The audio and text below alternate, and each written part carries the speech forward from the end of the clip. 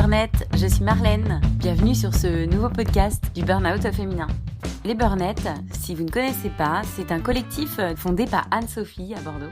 Ces femmes qui, après des mois de fatigue, de culpabilité, de détresse, désespoir, se sont reconstruites. Ces rencontres de femmes m'ont propulsée vers l'avant. Il y a l'après-burnout. Super Burnette de retour. Me revoilà après plusieurs mois de pause. Le dernier épisode date de mai. Entre-temps, ma nouvelle vie de mère, femme, working girl, ex-Burnette était en cours de chargement.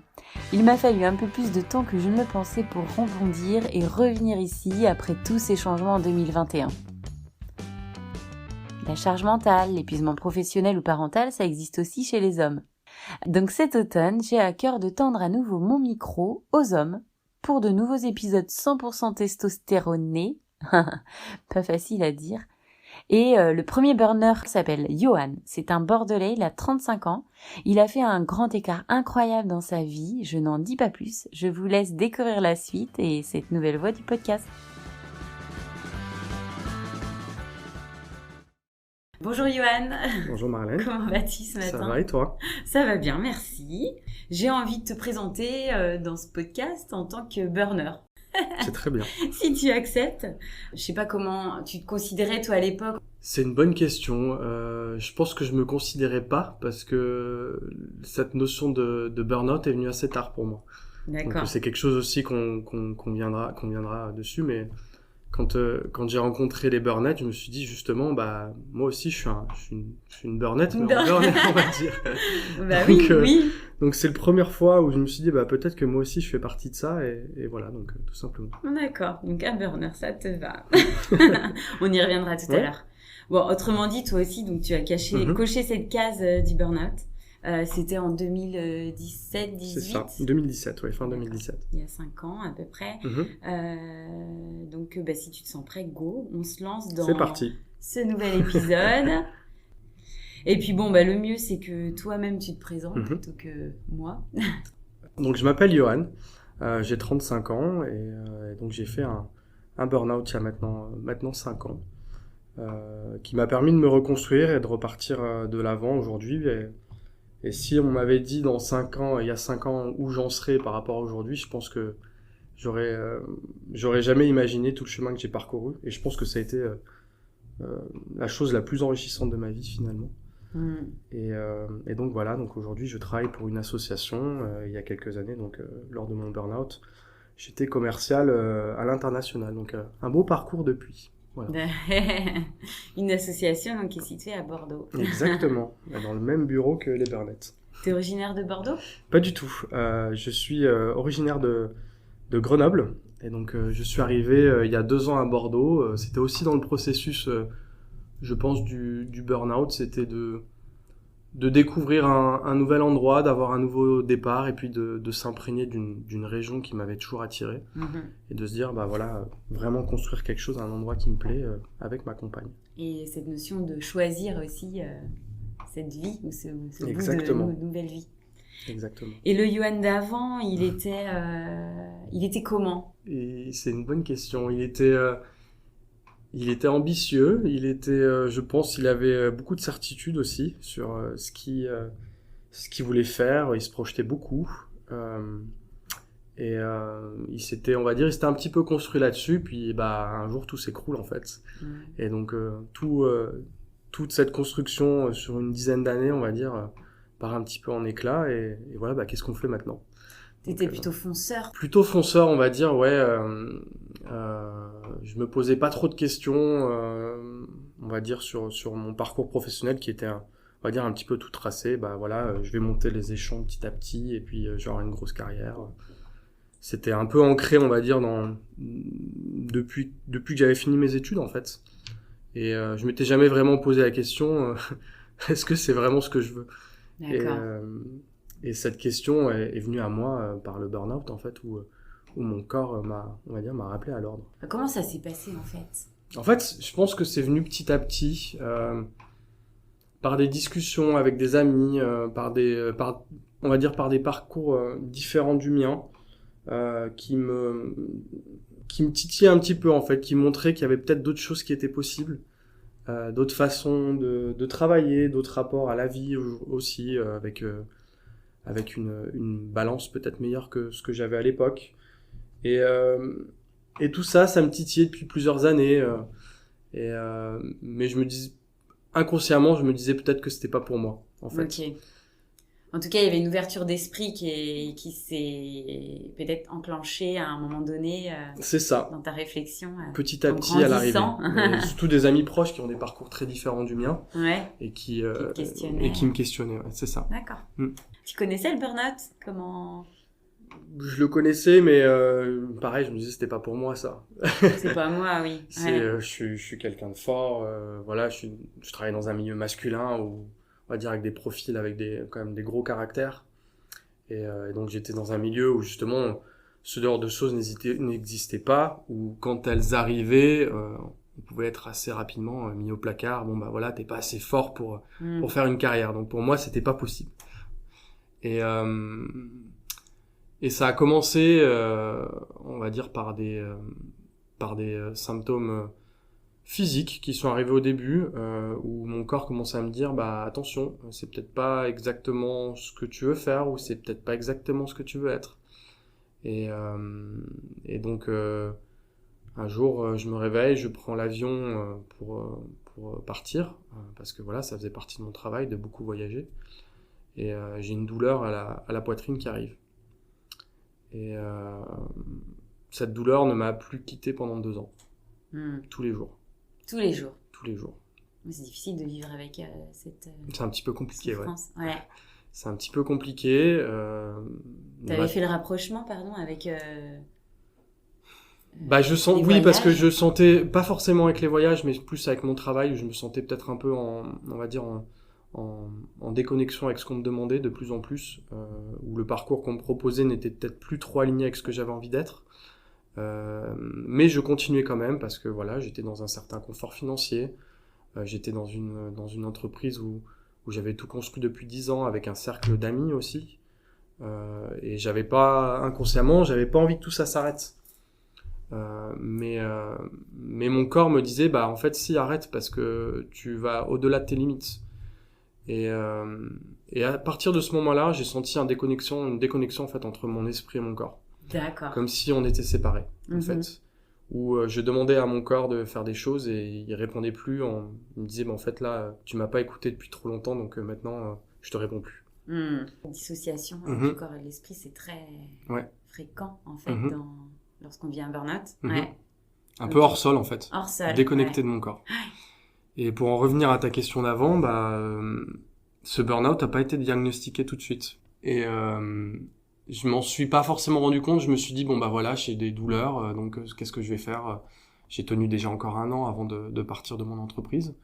J'ai caché ça, que j'étais pas bien, parce que voilà, je voulais tenir mon rôle en fait dans l'entreprise, jusqu'au jour où j'ai pas pu prendre l'avion, tout simplement pour partir pour un déplacement.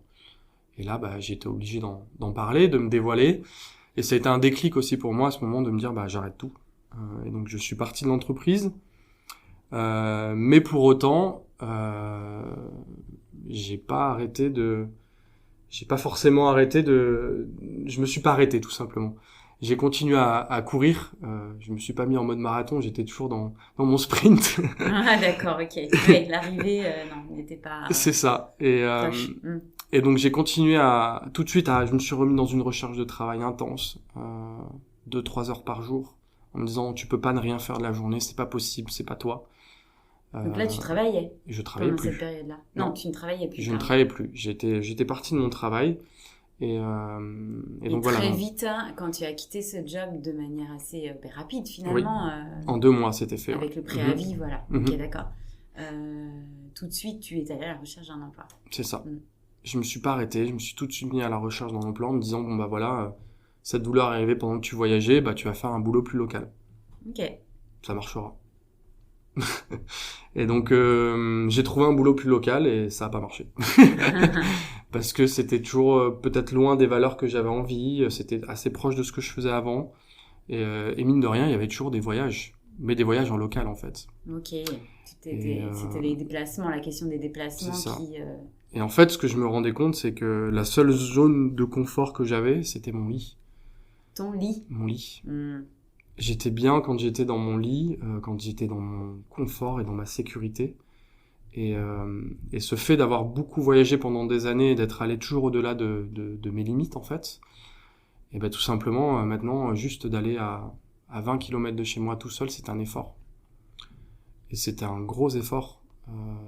Ça peut paraître bénin pour tout le monde de se dire, je vais prendre mon vélo et je vais aller à 10 km de chez moi. Et pour moi, dans ma tête, c'était toujours, il peut m'arriver quelque chose parce que je suis pas bien, parce que j'ai mes douleurs, parce que mon corps ne réagit pas. T'étais pas en sécurité? Jamais. Et donc ce lit, finalement, était un peu le symbole de cette grande fatigue accumulée. C'est ça. Par ces années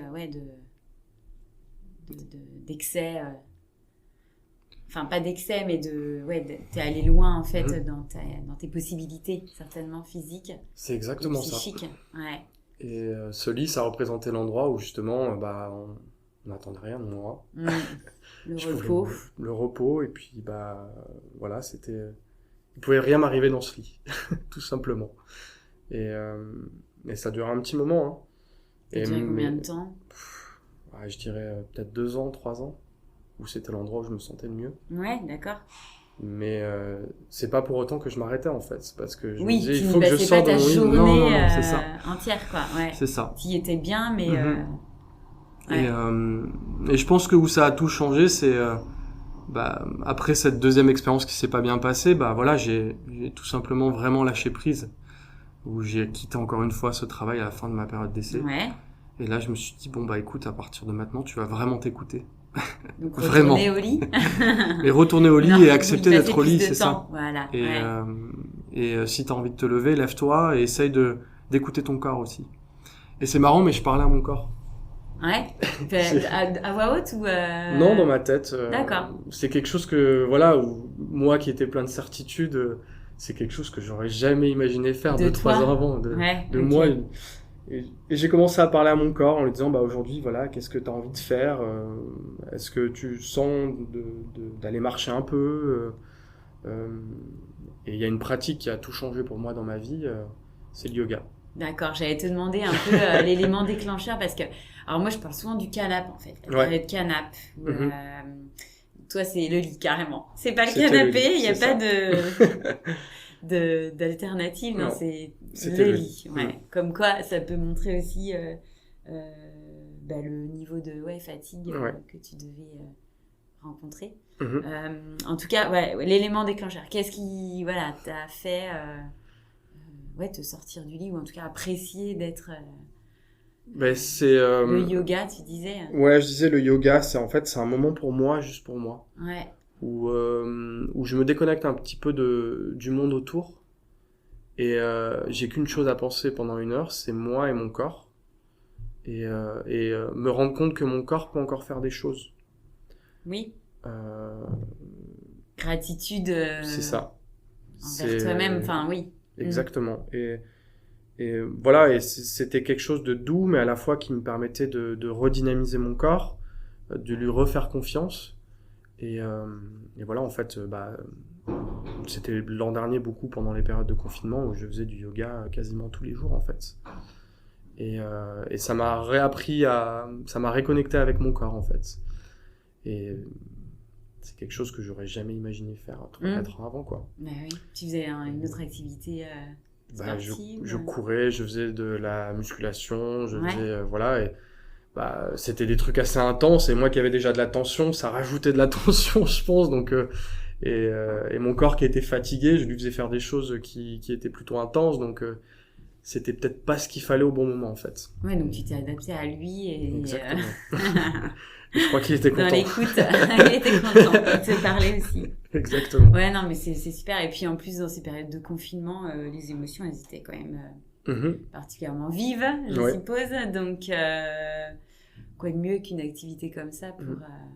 Mais vive, mais en même temps, pas tant que ça, en fait. Ouais. Parce que pour moi, cet arrêt du temps a été bénéfique parce que justement, toute cette pression extérieure de de réussite aussi que j'avais jusqu'à présent, elle était plus là. Donc voilà, j'avais pas de travail, mais j'avais quand même confiance. Le yoga m'aidait à reprendre confiance en mon corps et c'était aussi une période de reconstruction pour moi. Et le fait que ça ait duré 3 mois, qu'il y en ait une autre derrière, ça n'a pas forcément été un problème pour moi parce que ça m'a aidé à me reconstruire et à me sortir un petit peu de la pression du monde extérieur aussi. Donc je l'ai plutôt vécu positivement. Tant mieux, et c'est ok en fait, parce c'est ça. que c'est des choses qu'on observe, oui. Il y a des personnes qui, au contraire, ça a été la bulle un peu le côté un peu survie, et puis pour d'autres, un moment difficile. Donc là, tu parles de cette phase de reconstruction. Qu'est-ce que tu faisais d'autre aussi pour te faire du bien Alors,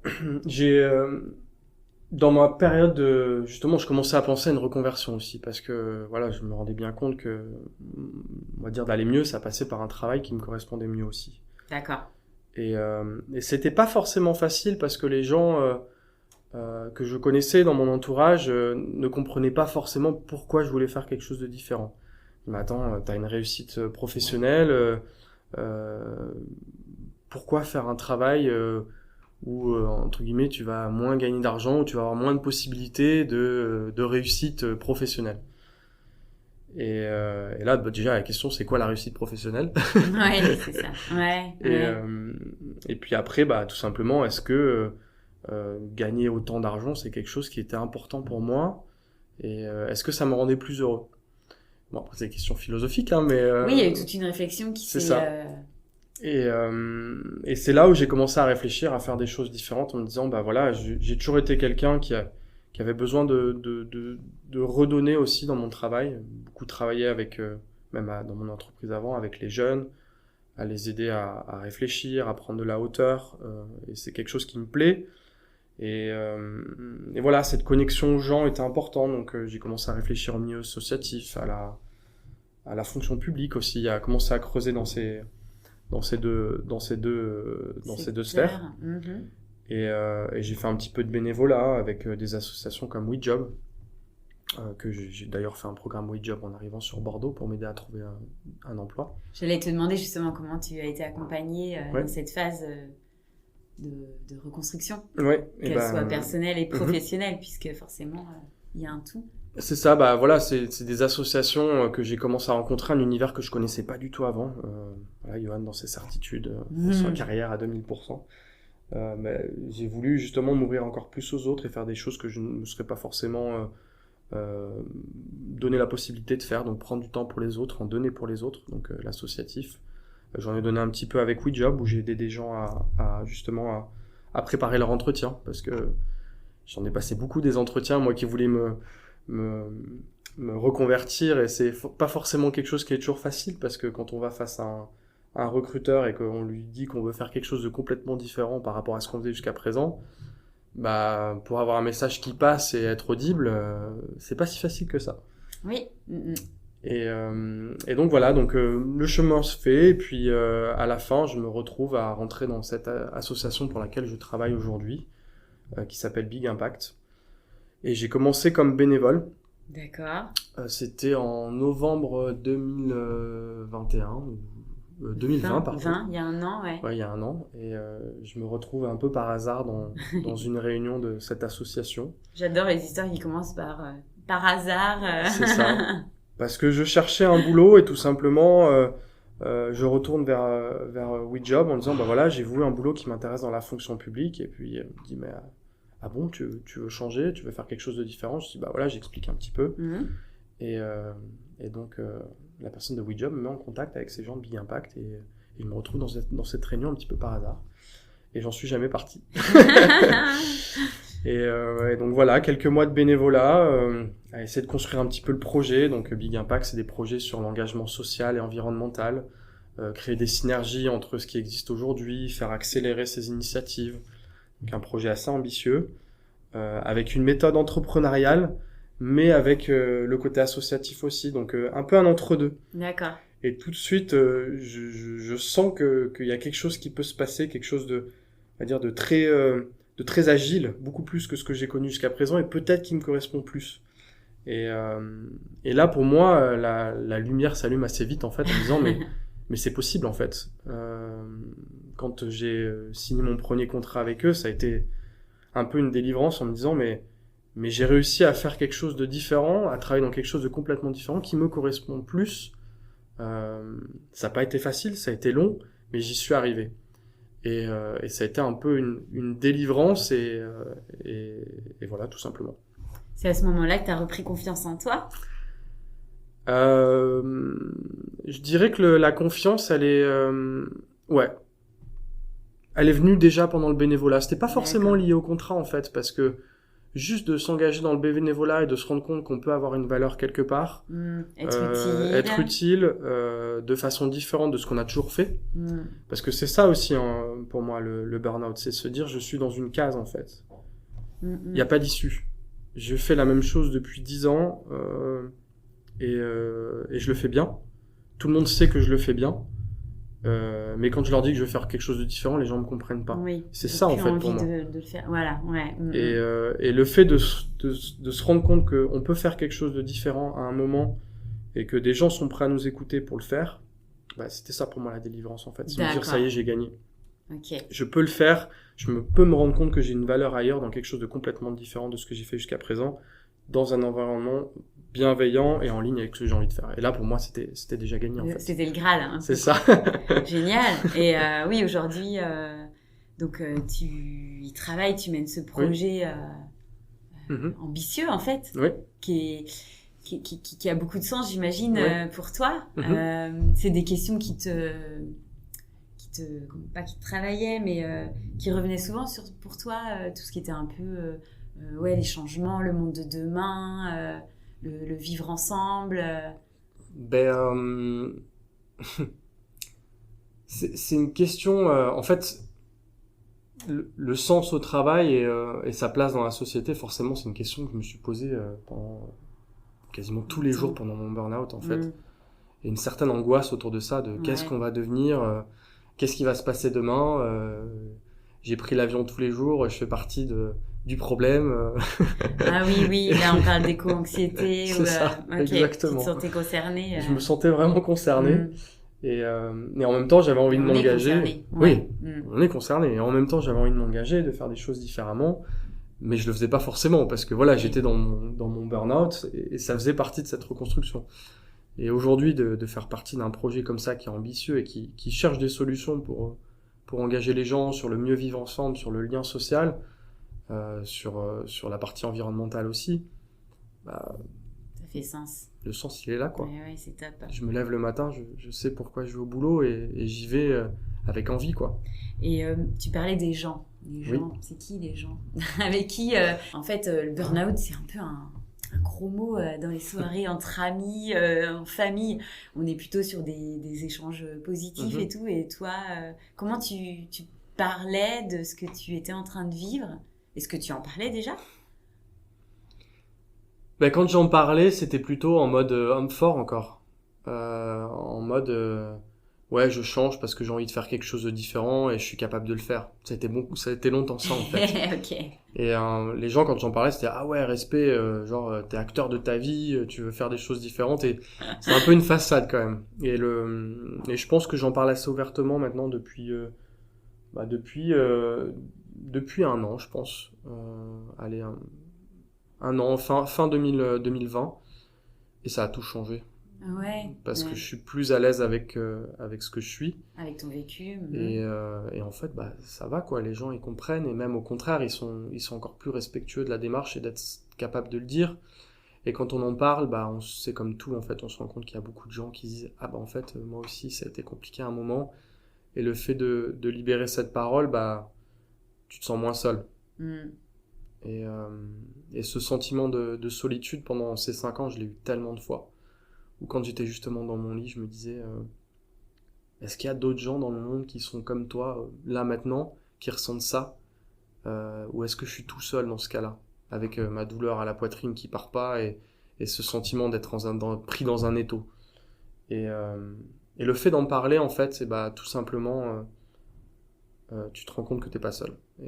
Et pour moi, ça a été s'il y a quelque chose que j'aurais fait avant, c'était ça en fait. D'en parler plus rapidement en fait. C'est ça, exactement. Après c'est particulier parce que par rapport à ce que tu as vécu, il y a eu toute cette phase de déni, il n'y a pas eu un arrêt de travail accompagné avec des professionnels de la santé à l'époque, quoi. Donc effectivement, le sentiment d'isolement ou de solitude, il s'est installé pendant un certain temps. Effectivement, c'est difficile. Est-ce que... je crois que tu as enclenché une thérapie, en fait, aussi l'année dernière. Ouais, qui m'a beaucoup aidé, justement, où, tout simplement d'en parler à quelqu'un de complètement extérieur, parce que d'en parler avec sa compagne, la pauvre, c'est pas non plus une psychologue, quoi, donc elle a été super, elle était capable d'encaisser tout ça. Pour moi, c'est ma femme et c'est en même temps ma confidente, mais ce rôle-là, en fait, c'est pas le sien. Et c'est le sien jusqu'à un certain point, et il faut pas que ça devienne un poids pour le conjoint. Et donc se faire accompagner, c'est une évidence en fait aujourd'hui, et ça a beaucoup changé pour moi, beaucoup de choses. Un poids pour le conjoint et pour le couple de manière globale, puisque voilà, il y a énormément de changements internes qui se passent. Donc c'est perturbant aussi pour les proches. Non, c'est vrai, hein, c'est... Parce que le moral est changeant, je suis pas forcément la même personne que ce que j'étais il y a 3-4 ans, donc c'est quelque chose, pour moi c'est primordial d'en parler dans le couple, en fait. Si on n'en parle pas, on peut se déconnecter l'un de l'autre parce que on se comprend plus. Ouais, pour passer les étapes ensemble, en fait. Et le dialogue, il est primordial, c'est évident. Mais super, justement, j'allais te demander quel était le retour de tes proches sur le Yohan d'aujourd'hui. C'est pas facile, cette question. Ouais, je pense que j'ai appris déjà l'écoute de quelqu'un d'assez impatient aussi, dans ma façon d'interagir avec les gens, de vite couper la parole pour vite répondre, et voilà, parce qu'il fallait que ça aille vite. Ouais. Et je suis toujours quelqu'un d'impatient, hein, mais j'ai travaillé là-dessus, et avoir cette écoute active et laisser parler les gens, essayer de plus comprendre d'où ils viennent pour mieux les appréhender. Je pense que c'est un gros travail que j'ai fait, et qui fait que je suis différent aussi aujourd'hui. Et oui, aujourd'hui tu manages une équipe aussi. Manager, pour moi c'est plus coacher. Mais... D'accord, ouais, c'est marrant en fait, finalement. Oui, j'ai une équipe avec plusieurs jeunes en fait, où justement pour moi c'est important d'essayer de leur partager les bonnes valeurs, de comment travailler ensemble, de s'écouter, d'essayer de comprendre qu'on n'a pas tous... on a aussi un à côté du travail, et qu'on n'a pas tous les mêmes problématiques. Et voilà, de comprendre d'où viennent les gens pour mieux travailler ensemble, je pense que c'est important. Et d'avoir une vraie bienveillance entre nous. Pour moi, c'est la base de tout. Ouais, c'est très chouette ce que tu dis, c'est vraiment de placer l'humain au centre. En fait, c'est à partir de là qu'on peut faire des choses, travailler ensemble, interagir, etc. quoi. Et ce qui veut pas dire qu'en même temps, on n'est pas exigeant dans le travail, c'est que ça va ensemble en fait pour moi. Mais savoir très vite désamorcer aussi, c'est quelque chose qui est important. Parce qu'aujourd'hui, on vit dans un monde de frustration. Et savoir se parler tout de suite, et avoir une relation proche entre nous, en se disant là il y a quelque chose qui va pas, être capable de le dire tout de suite, de désamorcer et de résoudre ensemble, c'est quelque chose de primordial pour moi. D'accord. Et de vivre sur ces frustrations au travail, c'est quelque chose que j'ai fait trop longtemps et qui est hyper négatif en fait. Donc voilà. Pour soi et pour les autres. Exactement. Et t'étais comment justement par rapport au conflit Est-ce que tu as changé ça aujourd'hui parce que c'est des difficultés rencontrées qui t'ont amené vers ça ou c'est pas forcément... Moi, j'ai toujours une relation de conflit assez directe en fait. Je suis pas quelqu'un qui évite les conflits. Okay. Mais justement, c'est plus la façon de manager que j'ai vue autour de ma carrière. Qui t'a inspiré. Qui m'a inspiré justement à ce que j'avais pas forcément envie d'être. D'accord. Et à aussi vraiment savoir me mettre à la place des autres, essayer de me mettre au maximum à la place des autres pour éviter ces conflits et que les gens puissent avancer dans la même direction. Et c'est plus, ne pas répéter ce que j'ai vu, plutôt que moi changer ce que je suis, et essayer de m'adapter au mieux aux gens autour de moi. Ouais, t'es connecté à ton environnement. J'essaye. Et alors là, je vais passer en mode un peu burn-it touch. Ouais. C'est-à-dire que, bon, t'es un burner ou burnette, enfin, plutôt un burner. Tu es un homme. Ouais. Et du coup, ouais, alors, bon, tu te fâcheras pas, mais il y a un côté force. L'homme, il est courageux, il est fort, il travaille fort, etc. Mais du coup, comment on se sent lorsqu'on est un homme et qu'on vit justement ces passages à vide et cette faiblesse.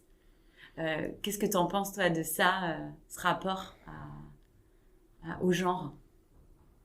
Bon, en fait, je me sens plutôt à l'aise avec ça. Ouais. Au contraire, ça remet un peu les choses en place et pour moi, hein, et je me sens plus à l'aise avec ce que je suis et pas forcément justement un homme fort, je suis juste moi. Mm-mm. Et ce burn-out et cette sensibilité que j'ai développée, que j'ai su extérioriser aussi, bah c'est moi en tant qu'homme en fait. Il n'y a pas de problème avec ça. D'accord. Et j'ai vraiment aucun problème avec ça aujourd'hui. Et c'est même quelque chose que je suis plutôt fier de raconter aux gens autour de moi. Parce que justement, un peu cette image qu'on doit dégager, bah non en fait, non. J'ai juste envie d'être moi et de représenter ce que je suis. Et voilà, travail dans le milieu masculin, on est tous forts. Il faut avoir une réussite. T'es l'homme qui va ramener à manger à la maison. Non, mais c'est une utopie complète en fait. C'est pas ça l'idée. L'idée c'est d'être bien dans nos baskets et puis d'avancer comme on est, tout simplement. Super, beau message. Comment tu vois l'avenir, Johan? Et ben en fait, je me projette beaucoup moins aujourd'hui. Tu disais oui, tu étais quelqu'un qui te projetait beaucoup, auparavant. Qu'est-ce qu'on fait maintenant et pourquoi ça, etc. Et maintenant, bah, j'essaye de plus vivre le moment, le jour même, de pas forcément me projeter. Quand les gens me disent tu seras où dans 5 ans, bah, j'en sais rien en fait. Et j'ai pas trop envie de savoir. Ok. Parce que, ça fait du bien. Bah oui, tout Ta simplement. réponse.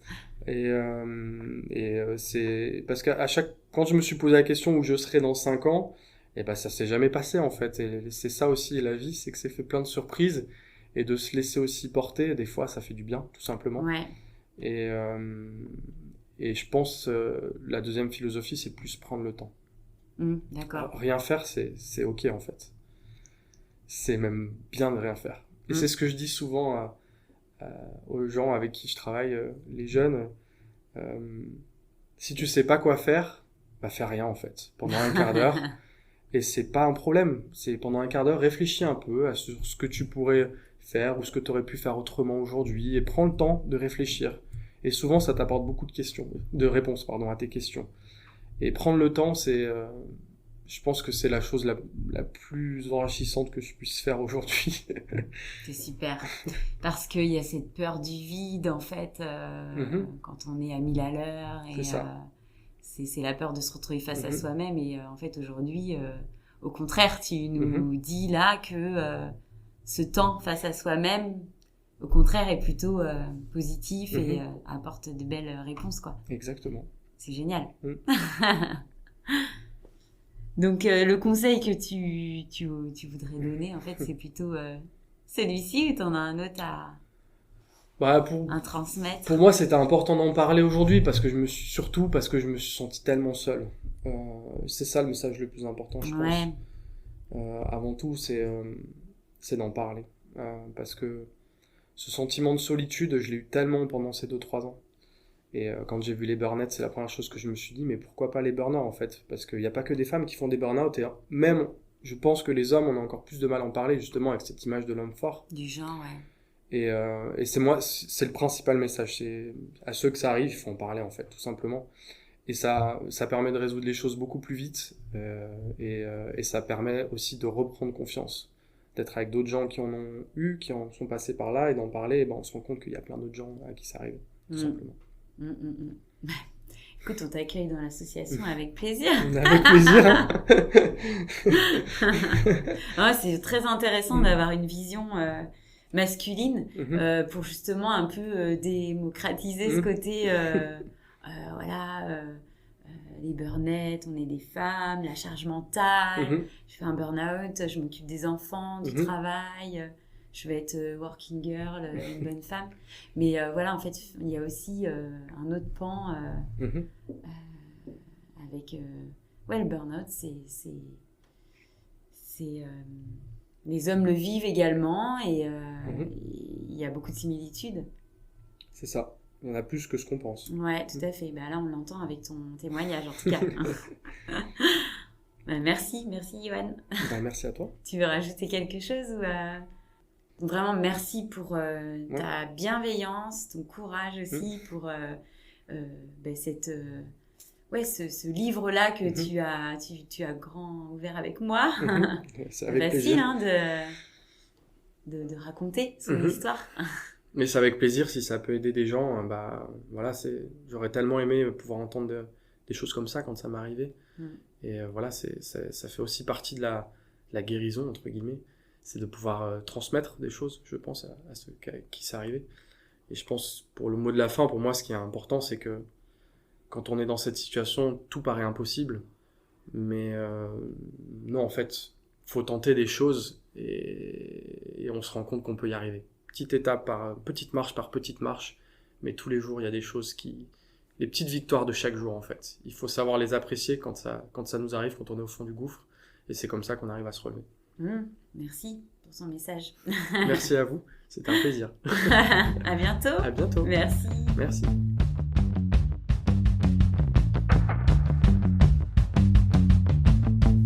Je vous propose, si vous avez aimé, de nous laisser votre avis, à partager ce podcast tout autour de vous, pour nous aider, nous les burnettes, à lever le tabou sur la question du burn-out. C'est de cette manière-là que nous ferons changer les choses. Pour en savoir davantage sur l'action et les événements de l'association Helburn, connaître la communauté des burnettes, rendez-vous sur les réseaux. À bientôt!